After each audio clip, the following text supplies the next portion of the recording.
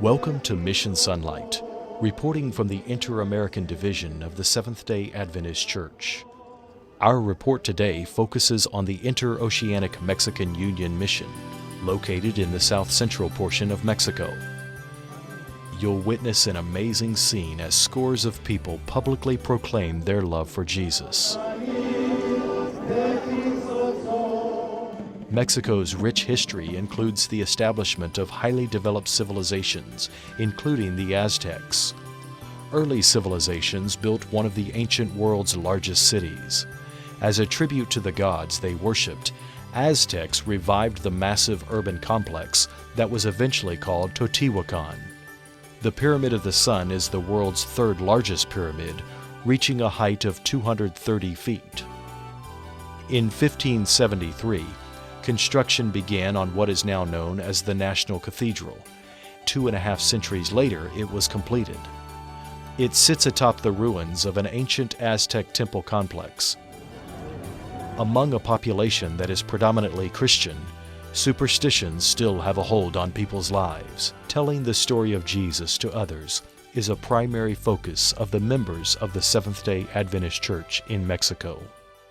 We thank God for the great opportunity that we have of benefiting from the 13th Sabbath offering during the second quarter of 2008. Our youth are full of talent and energy. If they apply themselves fully to the mission work, they will be doing God's will. By training Seventh-day Adventist youth, they will take the story of Jesus to their friends and neighbors. Being an active member of the Pathfinder Club is a spiritual experience and very motivating. We learn to interact with friends in a socially positive environment. I enjoy the camporees, but we currently do not have a camp of our own where we can attend our own events. Pastors in Mexico are faced with the challenge of large districts with many churches. They depend heavily on trained lay Bible workers to help with Bible studies and preaching. Church growth in this part of Mexico has been so rapid that local congregations have been unable to keep up with the needs for church buildings. Even though there is a lack of church buildings, this has not stopped church members from witnessing. Last year, by the grace of God, we baptized 34 people by only starting with Bible studies. We pray for weeks for possible candidates. Soon after, they begin to appear, and we begin Bible studies. Since my conversion, I have quit my job to work full-time for the Lord. The work of the Seventh-day Adventist Church will go forward in this part of the world because of dedicated lay members who let nothing deter them. Recently, on a rainy weekend, church members gathered around a large pool to witness an amazing event. The word baptism was on the mind of those in attendance, and what a baptism it was that weekend. There were children who were too short to reach the bottom of the pool, and the aged who had to be carefully lowered into the water with the help of others. In all, over the weekend, 1,523 people were baptized into the Adventist hope. Can you imagine standing for a sermon in the pouring rain after having made your way down muddy paths and roads? The business of heaven is the most important business to these church members.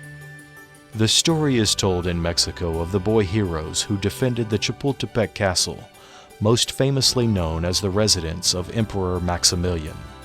In September 1847, the castle was being used as a military academy during the Mexican-American War. As the conquering army approached, 6 young men who had been ordered to retreat stayed behind to defend their territory. The battle waged on, and one by one the cadets were struck down. Finally, only one teenager remained. He was determined that the enemy would not take the flag, symbolizing victory. He wrapped himself in the flag and leapt to his death from the top of the castle. This world is engaged in a war with eternal stakes. As Seventh-day Adventists, we have brothers and sisters who are in need to help win the war. They have wrapped themselves in the robe of Jesus' righteousness and want to share that robe with others. They need facilities to train and tell others about Jesus. What are you budgeting to support our members in Inter-America? plan now for the gift you will give on Sabbath, June 28. Reporting from the country of Mexico and the Inter-American Division, this is Mission SONlight.